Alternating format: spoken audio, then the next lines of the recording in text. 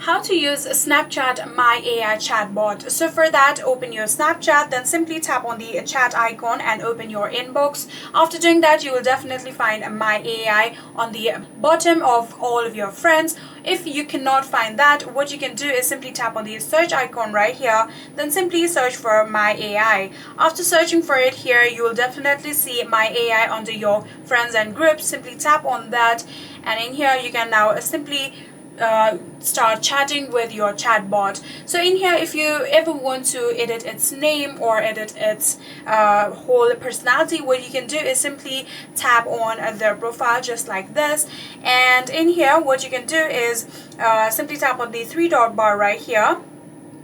Then you can tap on the option avatar settings, and in here you can see there are multiple options that you can choose just like this. Now you can customize your own AI chatbot.